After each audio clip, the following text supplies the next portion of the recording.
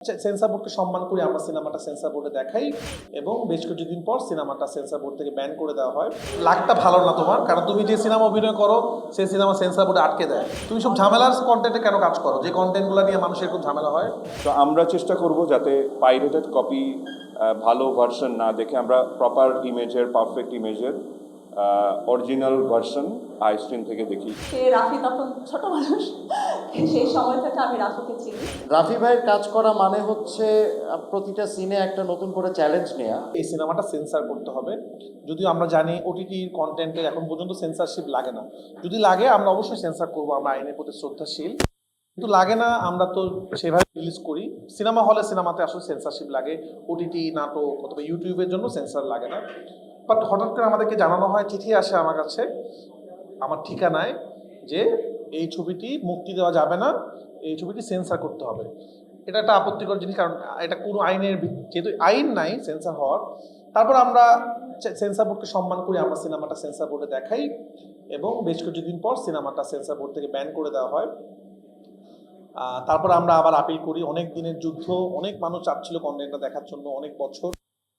তারপরে অবশেষে সিনেমাটা সেন্সরশিপ মুক্তি পায়, আমরা সেন্সর পাই, অফিসিয়ালভাবে আমাদেরকে সেন্সরশিপ দেওয়া হয় যে এই সিনেমাটা সবাই দেখার জন্য। তো খুব ভালো সময় মুক্তি পাচ্ছে, বিজয় মাসের সময় মুক্তি। সিনেমাটাও আসলে একটা বিজয়ের মধ্যে দিয়ে যাচ্ছে, তো এই জন্য আমি খুবই খুশি।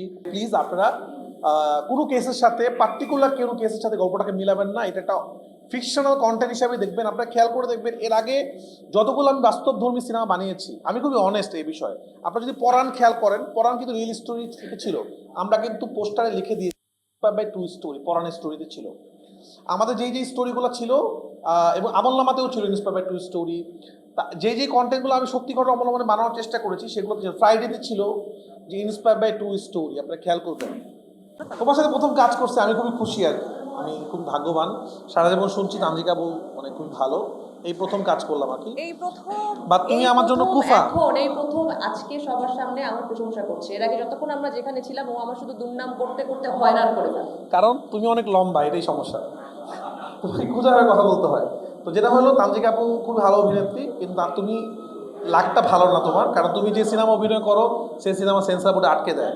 সেটা হোক মহানগর, হোক অমীমাংসিত। তুমি সব ঝামেলার কন্টেন্টে কেন কাজ করো, যে কন্টেন্টগুলো নিয়ে মানুষের খুব ঝামেলা হয়? রাফি যেটা বললো ছিল উত্তরটা আমি পরে দিচ্ছি।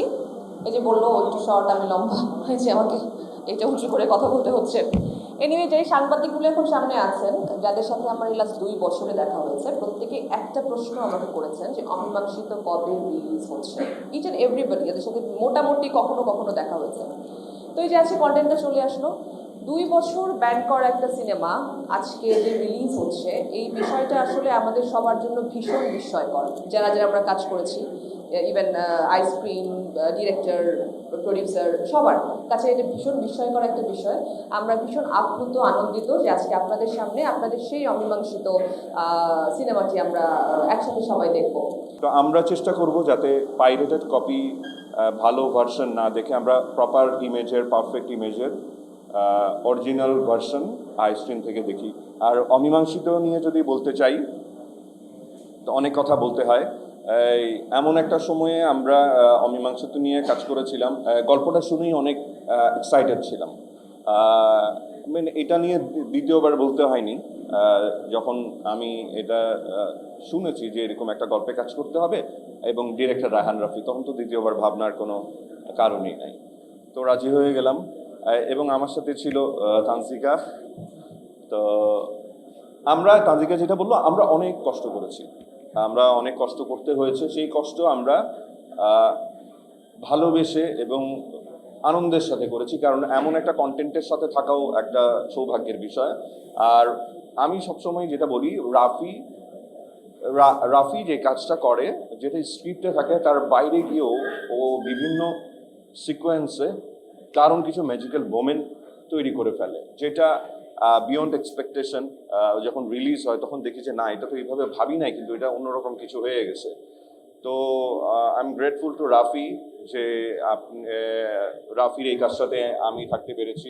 রাফির সাথে কাজের অভিজ্ঞতা, আমি রাফিকে চিনি বহু বছর ধরে এবং মানে তার তখন রাফি তখন ছোট মানুষ, সেই সময় থেকে আমি রাফিকে চিনি। তো ও আমাকে একবার এখনো ছোট, হ্যাঁ রাফি এখনো ছোট, রাইট এখনো ছোট, জি ও দিন দিন ছোট হচ্ছে আসলে রাফি। তো রাফি তখন যে, আপু আমি আপনাকে নিয়ে একটা কাজ করবো, তোমার সাথে।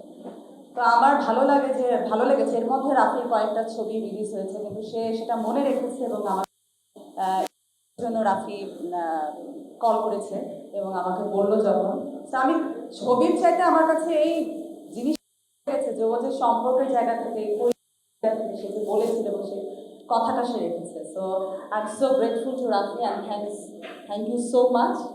আমি সবসময় এটা মনে করি, কারণ আমার একটা লম্বা গ্যাপ ছিল, আমি অন অ্যান্ড অফ কাজ করা হয় আমার সংসার বাইরে সব কিছু মিলিয়ে। তো রাফি সেটা মনে রেখেছিল, এই জন্য আমি রাফির কাছে সত্যি কৃতজ্ঞ। আর তার মধ্যে আমি একটা অসম্ভব সুন্দর একটা টিমের সাথে কাজ করতে পেরেছি। সো সেখান থেকে আমি খুবই মানে কি বলবো আনন্দিত এবং গর্বিত যে এত সুন্দর একটা টিম এবং সবাই খুব ফ্রেন্ডলি হয়েছে আমরা কাজটা করেছি, যদিও খুব কষ্ট। That was the hottest day, আমার মনে আছে। এবং আমার নতুন এক্সপিরিয়েন্স ছিল যে মনে হয় 7 মিনিটের 6 মিনিটের লম্বা লম্বা সিন বোধহয় করতে হয়েছিল। এটা পুরো নতুন একটা এক্সপিরিয়েন্স, যেটা মানে আমার নতুন একটা শিক্ষাও। তো আমার ভীষণ ভীষণ ভালো লেগেছিল সেই অভিজ্ঞতাটা। রাফি ভাইয়ের কাজ করা মানে হচ্ছে প্রতিটা সিনে একটা নতুন করে চ্যালেঞ্জ নেওয়া। থ্যাংক ইউ রাফি ভাই এই সুযোগটা দেওয়ার জন্য। অমীমাংসিত আমি বলবো যে মানে আমার জন্য একটু টাফ ছিল, কারণ ম্যাক্সিমাম স্টোরি টেলিংটা আমাদের একটা টিমের উপর দিয়ে গেছে এবং সেখানে প্রতিটা ডায়ালগের সাথে মানে কি বলে ইস্যুসগুলোকে এমন সুন্দর করে প্যাচ করতে হয়েছে, দ্যাট ওয়াজ হরিবল আমাদের এই 5-6 জনের একটা টিমের উপর। ধরেন আমরা ডায়লগ দিচ্ছি, এদিক দিয়ে আমাদের পুরো শরীর ঘামে ভিজে, লিটারালি আমরা মাথার ঘাম পায়ে ফেলেই কাজটা করেছি।